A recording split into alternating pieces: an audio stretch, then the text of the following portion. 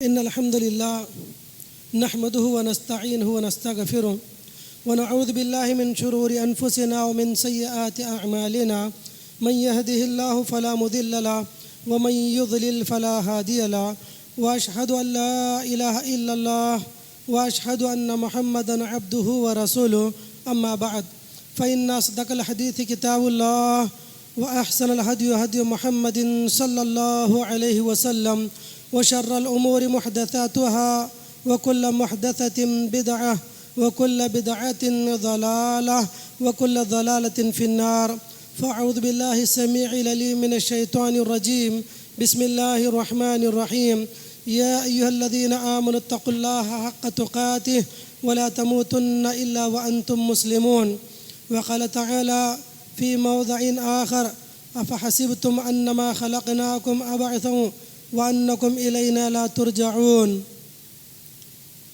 وقال النبي صلى الله عليه وسلم في حديث فمطعمه حرام ومشربه حرام وملبسه حرام فأنى يستجاب له رواه امام مسلم رحمہ اللہ۔ محترم حاضرین خطبہ جمعہ، ہر قسم کی بڑائی، کبریائی، تعریف و توصیف، شان و شوکت، عز و شرف، جہ و جلال اس اللہ وحدہ لا شریک کے لیے ہے جس کے ہاتھ میں ساری کائنات کی بقا اور ساری انسانیت کی جان محفوظ ہے۔ وہی اکیلا اللہ ہر طرح کی تعریف کا مستحق ہے۔ سبحان اللہ بحمدہ، سبحان اللہ العظیم۔ درود و سلام ہو تمام انبیاء علیہم الصلاۃ والسلام پر، بالخصوص ہمارے اور آپ کے آخری پیغمبر جناب محمد الرسول اللہ صلی اللہ علیہ وسلم پر، جنہیں رب نے ہمارے اور آپ کے لیے ہادی و رہبر، شافع محشر، ساقی کوثر، بہتر و برتر و فضل البشر بنا کر اس دنیا کے اندر مبعوث کیا۔ اللہم صلی علیہ بارک وسلم۔ محترم سامعین،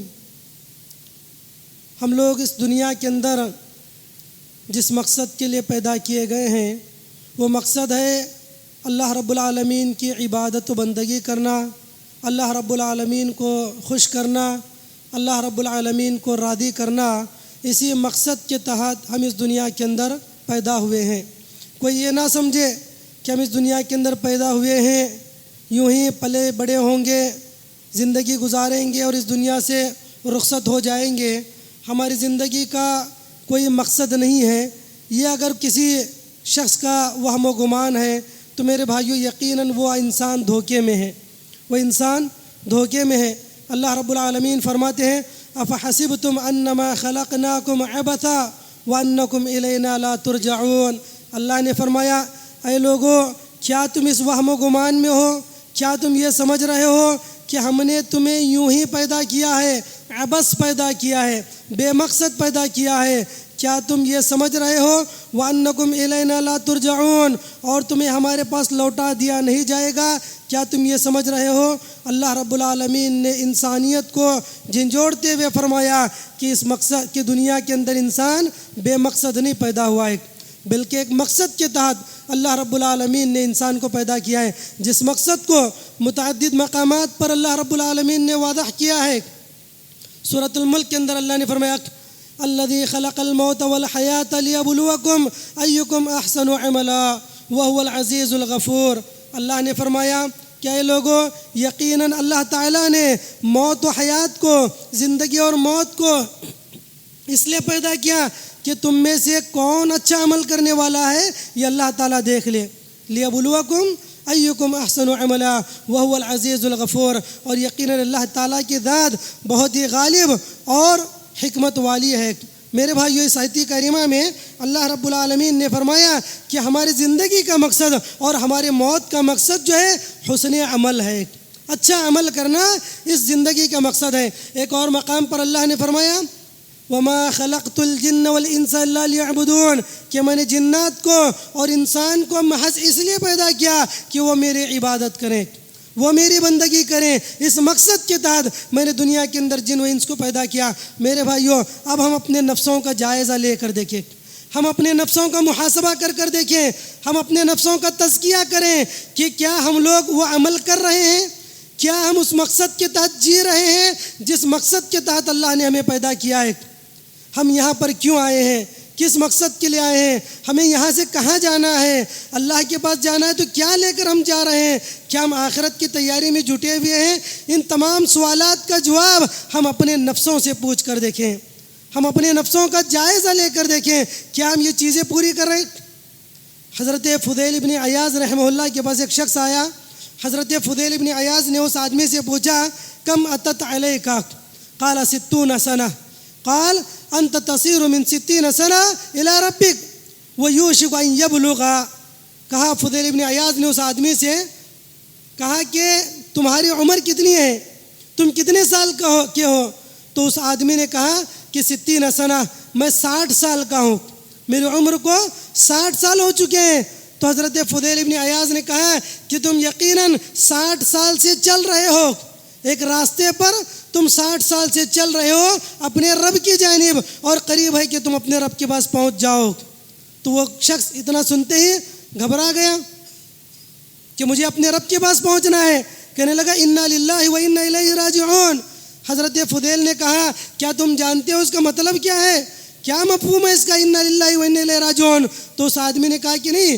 تو حضرت فضیل ابن عیاض نے کہا اس کا مطلب یہ ہے کہ آدمی یہ اقرار کر رہا ہے انا للہ کہ ہم اللہ کے لیے ہیں، و انا الیہ راجعون اور ہم اسی کی طرف لوٹنے والے ہیں. جس آدمی کو یہ پتہ چل جائے کہ وہ اللہ کے لیے ہے اور اللہ کے پاس جانے والا ہے تو وہ اللہ کی عبادت کبھی نہیں چھوڑے گا، وہ اللہ کی عبادت میں کبھی کوتاہی نہیں کرے گا. جو آدمی اس بات کو جان لے گا کہ وہ اللہ کے پاس پہنچنے والا ہے. تو میرے بھائیوں، ہم سب بھی اس شخص کی طرح ایک راستے پر نکل پڑے ہیں. ہم ایک راستے پر چل رہے ہیں جس کے کنارے جو راستہ اللہ رب العالمین کے پاس لے جانے والا ہے، اللہ کے پاس ہمیں پہنچنا ہے. میرے بھائیوں، ہم اپنے گریبانوں میں جھانک کر دیکھیں کہ ہم نے کیا تیاری کی ہے. ہم رب کی بارگاہ میں جب کھڑے ہوں گے کیا جواب دیں گے؟ اپنے زندگی کے ایک ایک لمحے کو ہم نے جو گزارا، ایک ایک پل کو ہم نے جو گزارا، اس کا اللہ کی بارگاہ میں کیا جواب دیں گے؟ اللہ کے نبی علیہ الصلوۃ والسلام نے فرمایا قیامت کے دن کوئی آدمی اپنے جگہ سے اس وقت تک نہیں ہل سکے گا جب تک کہ رب کی بارگاہ میں 5 سوالات کے جواب نہ دے.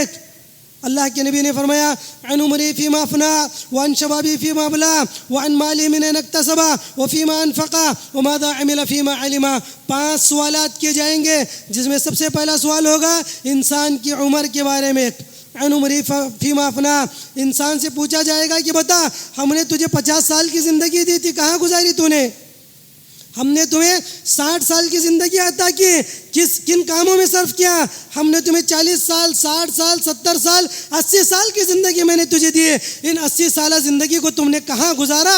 اللہ کی بارگاہ میں پوچھو گئے. یہ پہلا سوال ہے. دوسرا سوال وفیما عن شبابی فیما بلا، بالخصوص نوجوانی کے مرحلے کے بارے میں اللہ تعالیٰ پوچھیں گے کہ نوجوانی تم نے کہاں گزاری، اللہ کی عبادت میں یا اللہ کی نافرمانی میں؟ یہ دوسرا سوال. تیسرا سوال اس کی کمائی کے بارے میں ہوگا کہ وہ کمایا کہاں سے ہے، جو مال اس کے پاس تھا، جو پراپرٹی اس کے پاس تھی، وہ کہاں سے آئی؟ یہ تیسرا سوال ہوگا. وفیما انفقا. چوتھا سوال ہوگا کہ اس نے مال کہاں پر خرچ کیا. 5واں سوال ہوگا کہ جو علم کی باتیں جانتا تھا، دین کی جو باتیں جانتا تھا، اس پر کتنا عمل کیا. یہ 5 سوالات ہوں گے میرے بھائیوں. ہم اپنے گریبانوں میں جھانک کر دیکھیں ان سوالوں کے بارے میں. ہماری جو زندگیاں گزری ہے 30 سالہ 35 سالہ 40 سالہ، وہ زندگی کہاں گزری ہے؟ کہ اللہ کی فرمانبرداری میں گزری ہے یا نافرمانی میں گزری ہے؟ یہ ہم اپنے گریبانوں میں جھانک کر دیکھیں. ہمارے پاس جو مال ہے، ہمارے پاس جو پراپرٹی ہے، ہمارے پاس جو جگہ ہے، کیا وہ خالص حلال کمائی کے ہیں؟ ہمارے پاس جو مال ہے کیا اس میں کوئی ایسا بھی حصہ ہے جو ہم نے لوگوں کو دھوکہ دے کر کمایا ہو، ہم نے لوگوں کو جھوٹ بول کر کمایا ہو، لوگوں کے سامنے ہم نے وعدہ خلافی کر کر کمایا ہو؟ کیا ایسا کوئی حصہ ہے؟ میرے بھائیوں، گریبانوں میں جھانک کر دیکھیں. اگر ایسا حصہ ہے، یاد رکھو ہماری کمائی چاہے جتنی حلال کی ہو، اگر اس میں ایک حصہ بھی حرام کا ہو، میرے بھائیوں ہماری عبادتیں قبول نہیں ہوں گی، ہماری عبادتیں اللہ کی بارگاہ میں قبول نہیں ہوگی. اور اس کے بعد اللہ نے فرمایا کہ کہاں پر ہم لوگ خرچ کر رہے ہیں. کما تو ہم لوگ حلال طریقے سے رہے ہیں، لیکن کیا حرام جگہ پر خرچ کر رہے ہیں؟ کیا ہم لوگ اس کو سود پر دے رہے ہیں؟ کیا ہم لوگ شراب میں خرچ کر رہے ہیں؟ کیا ہم لوگ بیڑی سگریٹ میں خرچ کر رہے ہیں؟ کیا ہم لوگ گٹکا تمباکو ایسی چیزیں جو شرعاً جائز نہیں ہیں، کیا ایسی جگہوں پر ہم لوگ اپنا مال خرچ کر رہے ہیں؟ اگر خرچ کر رہے ہیں تو میرے بھائیو اللہ کے پاس جواب دینے کے لیے تیار رہیں. اللہ کے پاس جواب دینے کے لیے تیار ہے کہ انسان کا قدم اپنی جگہ سے نہیں ہٹے گا جب تک کہ اس سوال کا جواب نہ دے کہ ہم نے مال کہاں پر خرچ کیا۔ تو میرے بھائیوں، ہمیں ضرورت اس بات کی ہے کہ ہم اپنے گریبانوں میں جھانک کر دیکھیں کہ ہم اللہ کی بارگاہ میں کیا لے کر جا رہے ہیں۔ قرآن مجید میں اللہ رب العالمین نے فرمایا یا ایھا الذین آمنوا اتقوا اللہ ولتنظر نفس ما قدمت لغد واتقوا اللہ ان اللہ خبیر بما تعملون۔ اللہ نے فرمایا اے وہ لوگوں جو ایمان لائے ہو، تم لوگ اللہ سے ڈرو، واتقوا اللہ، اللہ سے ڈرو، اور یاد رکھو ولتنظر نفس ما قدمت لغد، ہر نفس دیکھے کہ اس نے کل کے لیے کیا کیا ہے، کل کے لیے اس نے کیا بھیجا ہے اللہ کی بارگاہ میں۔ میرے بھائیوں، آج کے لیے تو ہم نے بہت کچھ کر لیا، لیکن کل کے لیے ہم نے کیا کیا؟ آج کے لیے بہت کچھ کیا اور بہت کچھ کر رہے ہیں، چاہے الٹا سیدھا صحیح غلط جس طریقے سے وہ کر رہے ہیں، لیکن میرے بھائیوں کل کے لیے ہم نے کیا کیا؟ آج کے لیے ہم نے بہت کچھ کر لیا، اپنے لیے، اپنی اولاد کے لیے، اولاد کی اولاد کے لیے، فلاں جگہ فلاں بیٹے کے لیے، فلاں سائٹ فلاں بیٹے کے لیے، فلاں پلاٹ فلاں بیٹے کے لیے، فلاں بیٹی داماد کے لیے، فلاں فلاں فلاں جو ہے اگلے 3-4 پیڑھیوں کے لیے ہم نے جمع کر لیا۔ میرے بھائیوں، یہ آج کے لیے، کل کے لیے ہم نے کیا کیا؟ وَلْتَنْظُرْ نَفْسٌ مَا قَدَّمَتْ لِغَدٍ۔ کتنے افراد ایسے ہیں جو آج بنانے کے لیے کل کو بگاڑ رہے ہیں، انسان کے آج کو سنوارنے کے لیے، انسان کی اپنی اولاد کو سنوارنے کے لیے اپنا کل کا دن بگاڑ رہے ہیں، اپنی آخرت برباد کر رہے ہیں۔ کتنے لوگ ایسے ہیں جنہوں نے اپنے لیے تو کما لیا، لیکن اپنی اولاد جو کہ نالائق ہے، جو کسی کام کی نہیں ہے، ان کی زندگی سنوارنے کے لیے حرام خوری کر رہے ہیں، حرام کے کام کر رہے ہیں ان کے لیے۔ میرے بھائیوں، اگر اس طرح کے کام دنیا کے اندر ہم کریں گے، کل قیامت کے دن ہمارا کیا ہوگا؟ ہمارا کیا حشر ہوگا؟ تو قرآن مجید میں اللہ نے فرمایا وَلْتَنْظُرْ نَفْسٌ مَا قَدَّمَتْ لِغَدٍ، ہر نفس دیکھے کہ اس نے کل کے لیے کیا بھیجا ہے۔ سب کچھ ہمارا آج کے لیے ہے، صبح شام اٹھتے بیٹھتے چلتے پھرتے میرے بھائیوں، صرف ہمارے دماغوں میں دنیا ہی دنیا ہے، صرف دنیا، ہمارے خواب و خیال میں صرف دنیا بھری ہوئی ہے، جبکہ میرے بھائیوں یہ دنیا کی کوئی حقیقت نہیں ہے۔ کل نفس ذائقۃ الموت وانما توفون اجورکم یوم القیامہ فمن زحزح عن النار وادخل الجنۃ فقد فاز وما الحیاۃ الدنیا الا متاع الغرور۔ اللہ نے فرمایا کہ اے لوگوں، ہر ایک انسان کو موت کا مزہ چکھنا ہے اور رب کی بارگاہ میں حاضر ہونا ہے اور اپنے اعمال کا بدلہ وہاں پر چکانا ہے۔ اس دن اللہ نے فرمایا جس انسان کو جہنم سے بچا لیا جائے، فمن زحزح عن النار وادخل الجنۃ فقد فاز، جس کو جہنم سے بچا لیا جائے اور جنت میں داخل کر دیا جائے، فقد فاز، وہ شخص کامیاب ہو گیا۔ اس کے بعد اللہ نے فرمایا وما الحیاۃ الدنیا الا متاع الغرور، کہ دنیا کی زندگی یہ دھوکے کا ساز و سامان ہے، یہ دھوکے کا ساز و سامان ہے۔ آدمی اس کی رنگینیوں کو دیکھ کر، اس کی آسائش و آرام کو دیکھ کر آدمی جو آخرت سے بہک جاتا ہے۔ یہ دنیا دھوکہ دینے والی چیز ہے، اور لوگ اس دھوکے کے سامان کے پیچھے پڑ کر اپنے آخرت کو برباد کر رہے ہیں۔ تو میرے بھائیوں، ہم لوگوں کو یہ اس بات کا جائزہ لینے کی ضرورت ہے کہ ہم لوگوں نے کل کے لیے کیا کیا ہے۔ میرے بھائیوں، اسلاف کی زندگیوں پر غور کریں کہ انہوں نے کیسے اپنے نفسوں کا محاسبہ کیا، کیسے انہوں نے اپنے نفسوں کا محاسبہ کیا، اپنے نفسوں کو پاک کیا، اپنے نفسوں کا تزکیہ کیا، اپنے نفسوں کو پاک کیا۔ کن چیزوں سے پاک کیا؟ اپنے نفسوں کو انہوں نے شرک کی آلودگیوں سے پاک کیا، اپنے نفسوں کو انہوں نے گناہوں سے پاک کیا، اپنے نفسوں کو انہوں نے دنیا کی محبت سے پاک کیا، اپنے نفسوں کو انہوں نے حرص اور طمع اور لالچ سے پاک کیا۔ الغرض دنیا کی ہر گندگی سے انہوں نے اپنے نفسوں کو پاک کیا۔ اس تزکیہ نفس کی آج ہمیں ضرورت ہے، اس محاسبہ نفس کی آج ہمیں ضرورت ہے۔ میرے بھائیو، اسلاف تھے، حضرت عمر بن خطاب کہتے ہیں، لوگوں سے کہا کرتے تھے، اے لوگوں، حاسبوا قبل ان تحاسبوا وزنوا انفسکم قبل ان توزنوا فانه اخف علیکم اليوم فی الحساب غدا ان تحاسبوا انفسکم۔ حضرت عمر بن خطاب کہتے تھے، اے لوگوں، تم آج کی طرف اپنے نفسوں کا جائزہ لو، اپنے نفسوں کا محاسبہ کرو، اپنے نفسوں کو وزن کر کر دیکھو قبل اس کے کہ اللہ کی بارگاہ میں تمہارا وزن کیا جائے۔ تم اپنے نفسوں کا محاسبہ کرو قبل اس کے کہ اللہ کی بارگاہ میں تمہارے نفسوں کا محاسبہ ہو۔ تمہارا آج اپنے نفسوں کا حساب لینا یہ آسان چیز ہے کل کے دن کے لیے۔ اگر میرے بھائیوں ہم اپنے گریبانوں میں جھانک کر دیکھیں کہ ہم کیا نہیں کیا کر رہے ہیں، کیا گناہ کر رہے ہیں، تو یاد رکھو ہمارا یہ حساب کتاب کرنا کل قیامت کے دن کے لیے ہمارے لیے آسانی کا باعث ہے۔ قیامت کے دن ہمارے لیے آسانی کا باعث ہے۔ یہ حضرت عمر بن خطاب یہ صرف کہتے نہیں تھے بلکہ وہ کیا کرتے تھے، اپنے نفس کے ساتھ عمر بن خطاب رضی اللہ عنہ کیا کرتے تھے۔ صحابی رسول انس بن مالک کہتے ہیں کہ میں ایک مرتبہ دیوار کے پیچھے کھڑا تھا اور دیوار کے اس جانب حضرت عمر بن خطاب کی آواز آ رہی ہے۔ عمر بن خطاب جو ہے اپنے نفس سے مخاطب ہو کر کہتے ہیں یا عمر بن الخطاب یا امیر المومنین لتتقین اللہ او لیحاسبکن اللہ۔ حضرت عمر بن خطاب کہتے ہیں اے عمر بن خطاب، اپنے نفس کو مخاطب ہو کر کہتے ہیں اے نفس، اے عمر بن خطاب کے نفس، تو اللہ سے ڈرنے لگ جا، تو اللہ سے ڈر، ورنہ اللہ تعالیٰ بہت ہی سخت تیرا محاسبہ کر لے گا۔ کل قیامت کے دن اللہ کی بارگاہ میں تجھے جواب دینا ہے۔ یہ عمر بن خطاب رضی اللہ عنہ جو ہے بار بار اس جملے کو دہرا رہے تھے۔ انس بن مالک رضی اللہ عنہ دیوار کی اس جانب سے اس بات کو سن رہے تھے اور کہہ رہے تھے کہ یہ عمر بن خطاب جن کو جنت کی بشارت مل چکی ہے، ایسا آدمی اپنے نفس کو محاسبہ کر رہا ہے۔ میرے بھائیوں سوچو ہمیں کتنا زیادہ اپنے نفس کے محاسبہ کرنے کی ضرورت ہے۔ وہ عمر بن خطاب جن کے لیے ہر چیز اللہ رب العالمین نے فرمایا تھا، اللہ کے نبی نے فرمایا تھا کہ عمر بن خطاب جنتی ہے۔ لو کان نبی بعدی لکان عمر، اللہ کے نبی نے کہا تھا اگر میرے بعد کوئی نبی ہوتا تو وہ عمر بن خطاب ہوتا۔ اس قدر جلیل القدر صحابی جو ہے اپنے نفس کا محاسبہ کر رہے ہیں۔ ایک مرتبہ حضرت حذیفہ ابن یمان رضی اللہ عنہ اور عمر بن خطاب رضی اللہ عنہ ایک جگہ پر موجود ہیں۔ ایک جنازہ آیا تو حضرت حذیفہ نے نماز جنازہ نہیں پڑھی۔ حضرت حذیفہ ابن یمان نے اس آدمی کی نماز جنازہ نہیں پڑھی۔ کیوں؟ اس لیے کہ ایک منافق کا جنازہ تھا اور حضرت حذیفہ ابن یمان کو معلوم تھا کہ مدینہ میں کون کون لوگ منافق ہیں، کون کون منافق ہیں، یہ حذیفہ ابن یمان جانتے تھے۔ تو اس آدمی کا نماز جنازہ نہیں پڑھا۔ حضرت ابن خطاب رضی اللہ عنہ مچلنے لگے۔ عمر ابن خطاب نے کہا کیا یہ حذیفہ ذرا دیکھو تو صحیح کہ تمہارے پاس جو منافقوں کی فہرست ہے کہ کہیں اس میں میرا نام تو نہیں ہے۔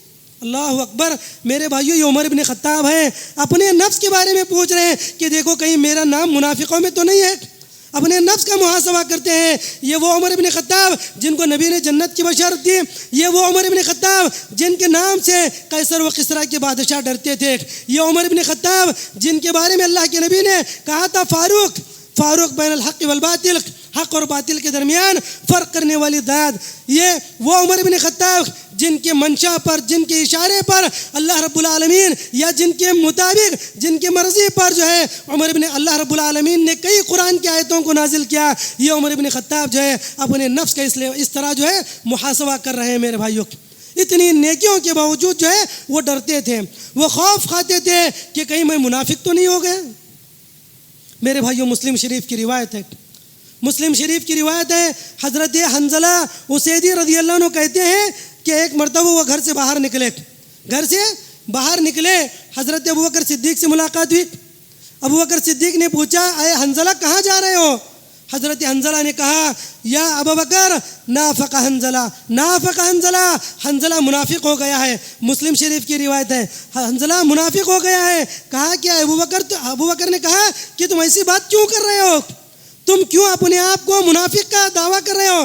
حضرت حنظلہ نے کہا اے ابوبکر جب ہم اللہ کے رسول کی مجلس میں ہوتے ہیں، جب اللہ کے نبی کی مجلس میں ہوتے ہیں فَكَانَ يُذَكِّرُنَا بِالْجَنَّةِ وَالنَّارِ حَتَّى كَأَنَّ رَأْيُ عَيْنٍ۔ جب اللہ کے رسول کی مجلس میں ہوتے ہیں، اللہ کے نبی جنت اور جہنم کا تذکرہ کرتے ہیں، ہمیں ایسے محسوس ہوتا ہے کہ ہم اپنی آنکھوں سے جنت اور جہنم کو دیکھ رہے ہیں۔ یہ ہمارے ایمان کی کیفیت ہوتی ہے۔ لیکن جب فَإِذَا عَافَسْنَا الْأَزْوَاجَ وَالْأَوْلَادَ وَالذُّرِّيَّاتَ فَنَسِينَا كَثِيرًا۔ لیکن جب ہم اپنے بیوی بچوں میں ہوتے ہیں، جب ہم دنیا کے کام کاج میں ہوتے ہیں، فنسینا کثیرا، ہم سے وہ چیزیں رخصت ہو جاتی ہیں، وہ ایمانی کیفیت ہماری نہیں ہوتی ہے۔ اس لیے مجھے ڈر ہے کہ کہیں میں منافق نہ ہو گیا ہوں۔ یہ بات سنتے ہیں ابوبکر نے کہا کہ چلو اللہ کے رسول صلی اللہ علیہ وسلم کے پاس پوچھتے ہیں، ہماری بھی کچھ اس طرح کی کیفیت ہے۔ اللہ کے رسول کی مجلس میں پہنچے، اللہ کے نبی سے کہا اے اللہ کے رسول جب ہم آپ کی مجلس میں ہوتے ہیں، آپ جنت اور جہنم کا تذکرہ کرتے ہیں، اس بات کو تذکرے کو سن کر ایسے لگتا ہے کہ ہم جنت اور جہنم کو اپنی آنکھوں سے دیکھ رہے ہیں. اس طرح جو ہے ہماری ایمانی کیفیت ہوتی ہے. لیکن اے اللہ کے رسول وہی معاملہ جب ہم اپنی بیوی بچوں کے ساتھ ہوتے ہیں, جب دنیا کے کاموں کے اندر ہوتے ہیں, اے اللہ کے رسول ہماری وہ کیفیت نہیں ہوتی ہے, ہمارا ایمان کی حالت بدل جاتی ہے. تو اللہ کے رسول مجھے ڈر ہے کہ کہیں میں منافق نہ ہو گیا ہوں. اللہ کے رسول نے کہا والذی نفسی بیدی یا حنظلہ ساعتاً ساعتاً, اللہ کے نبی نے کہا اے حنظلہ تم منافق نہیں ہوئے ہو, یہ ایمان کی علامت ہے. ایمان ایک حالت میں نہیں ہوتا, ایمان کبھی بڑھتا ہے کبھی گھٹتا ہے, ایمان میں کبھی اضافہ ہوتا ہے کبھی کمی ہوتی ہے. اے حنظلہ اس طرح نہ کہو کہ تم منافق ہو گئے ہو. اس کے بعد اللہ کے نبی علیہ الصلوۃ والسلام نے فرمایا کہ اگر تم لوگ لو انکم تدومون علی ما تکونوا عندی لصافحتکم الملائکۃ فی علی فروشکم وفی طرقکم. کہا اے حنظلہ اگر تمہاری وہی کیفیت تو رہے جو میرے پاس ہوتی ہے, ہمیشہ وہی کیفیت میں رہے, تب تو ایسا ہوگا کہ فرشتے راہ چلتے ہوئے تم سے ہاتھ ملانے لگ جائیں گے, فرشتے تمہارے بستروں پر آ کر تمہیں ملاقات کرنے لگ جائیں گے. اے حنظلہ یہ ناممکن چیز ہے, اے حنظلہ یہ نہیں ہے, بلکہ ایمان میں آہستہ آہستہ جو اضافہ ہوتا ہے. تو اللہ کے رسول نے حضرت حنظلہ کو تسلی دی اور واپس بھیج دیا. میرے بھائیوں غور کرنے کی بات یہ ہے, حضرت حنظلہ اتنے جلیل القدر صحابی, جیسے حدیث کے اسی حدیث کے اندر ہے کہ کاتبین وحی میں سے ہیں, قرآن مجید کی آیتوں کو لکھنے والوں میں سے ہیں. اللہ کے رسول کے بعض روایتوں میں آتا ہے کہ 18 کاتبین وحی تھے, اور ایک قول کے مطابق 42 کاتبین وحی تھے نبی کے جو لکھا کرتے تھے, قرآن مجید کی آیتوں کو لکھا کرتے تھے. ان میں حضرت حنظلہ بھی ایک تھے, بڑے جلیل القدر صحابی تھے, غسیل الملائکہ تھے. جب ان کی وفات ہوئی, جب ان کا انتقال ہوا, فرشتوں نے ان کو غسل دیا تھا. بہت بڑا مقام, بڑی فضیلت کی بات ہے. لیکن دیکھیے اپنے نفس کا محاسبہ کیسے کرتے. اتنے جلیل القدر صحابی کو ڈر ہے محض اس لیے کہ ان کے ایمان کی کیفیت بدل جاتی تھی. میرے بھائیوں کیا کبھی اس طرح کا خیال ہمارے دل میں آیا؟ کیا یہ کیفیت ہمارے دل کے اندر پیدا ہوئی کہ ہم اپنے ایمان پر ڈرے, ہمیں ڈر لاحق ہو, ہمیں خوف لاحق ہو؟ کیا کبھی ہمارا معاملہ اس طرح کا ہوا؟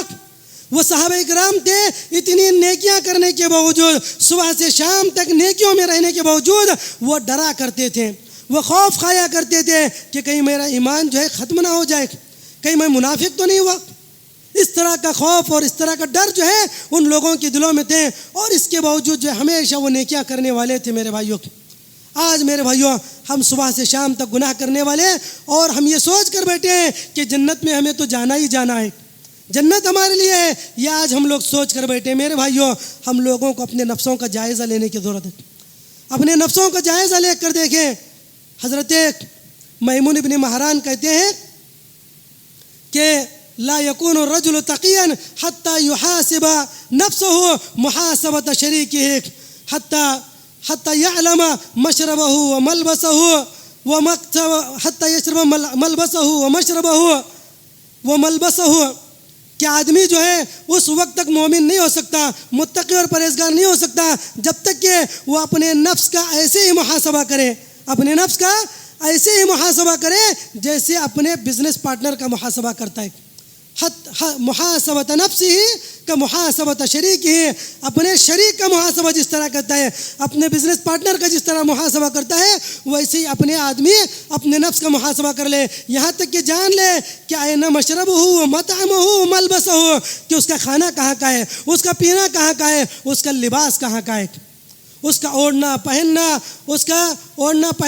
اس کا کھانا پینا کہاں کا ہے, حلال طریقے کا ہے یا حرام طریقے کا ہے. آدمی اپنے نفس کا محاسبہ کر کر دیکھے. یہ میمون ابن مہران کہتے ہیں آدمی اگر یہ محاسبہ کرتا ہے تب وہ متقی ہے, ورنہ وہ کامل متقی نہیں ہے. ایک متقی آدمی کی علامت یہ ہے کہ وہ اپنے نفسوں کا محاسبہ کرتا ہے, ڈرتا ہے ہر معاملے میں کہ کہیں مجھ سے کوئی گناہ تو نہیں ہو رہا ہے, کوئی مجھ سے کوئی خطا اور لغزش تو صادر نہیں ہو رہی ہے. یہ معاملہ تھا میرے بھائیوں صحابہ کرام کا.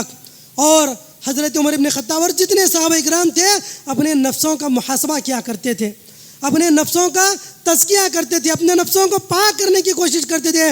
ہر قسم کی گندگی سے, آلائش سے اور ہر قسم کی برائی سے وہ اپنے نفسوں کو پاک کیا کرتے تھے. اور یاد رکھیں جو آدمی ان چیزوں کو پاک کرے, اپنے نفسوں کو, ان تمام چیزوں سے اپنے نفس کو پاک کرے, محاسبہ کرے, وہ آدمی قد افلح من تزکا. اللہ نے فرمایا وہ آدمی کامیاب ہوا. افلح من تزکا, اور ایک جگہ پر اللہ نے فرمایا قد افلح من زکاہا، جس نے اپنے نفس کو پاک کیا وہ آدمی کامیاب ہو گیا، دنیا میں بھی کامیاب ہو گیا اور آخرت کے اندر بھی کامیاب ہو گیا۔ میرے بھائیوں، ہمیں ضرورت اس بات کی ہے کہ ہم اپنے نفسوں کا محاسبہ کریں، اپنے نفسوں کا تزکیہ کریں، اپنے نفسوں کو گناہوں سے پاک کرنے کی کوشش کریں اور رب کی بارگاہ میں دعا بھی کریں۔ اللہ کے اور انبیاء علیہ السلام جو اس دنیا کے اندر آئے ہیں ان کا ایک بنیادی مقصد یہی تھا۔ لقد من اللہ علی المؤمنین اذ بعث فیہم رسولا من انفسہم یتلو علیہم آیاتہ ویزکیہم ویعلمہم الکتاب والحکمہ۔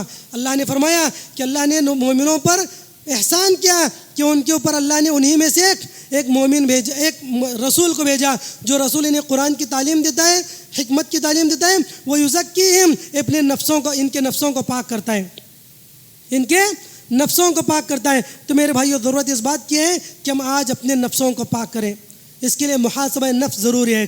اور اللہ کے رسول علیہ السلام دعا بھی کیا کرتے تھے؟ اللہم اعطی نفسی تقواہا وزکیہا انت خیر من زکاہا۔ اے اللہ تو میرے نفس کو تقوی عطا فرما، اے اللہ تو میرے نفس کو پاک کر دے، وزکیہا انت خیر من زکاہا، اے اللہ تو ہی نفسوں کو پاک کرنے والا ہے۔ یہ آپ علیہ السلام دعا بھی کیا کرتے تھے۔ اس لیے میرے بھائیوں، ہمیں ضرورت اس بات کی ہے کہ ہم اپنے نفسوں کا محاسبہ کریں، اپنے نفسوں کا تزکیہ کریں۔ اللہ کے رسول جن کے اگلے پچھلے تمام گناہ معاف ہیں، اس کے باوجود آپ تزکیہ نفس کی دعا کرتے تھے۔ تو میرے بھائیوں، ہمیں کتنا زیادہ اپنے نفس کے تزکیے کی دعا کرنے کی ضرورت ہے۔ بہرحال اللہ تعالیٰ سے دعا اللہ میں کہنے سننے سے زیادہ عمل صالح کی توفیق نصیب فرمائے۔ اللہ رب العالمین ہمیں محاسبہ نفس کی توفیق عطا فرمائے، آمین۔ سبحان ربک رب العزت عما یصفون وسلام علی المرسلین والحمد للہ رب العالمین۔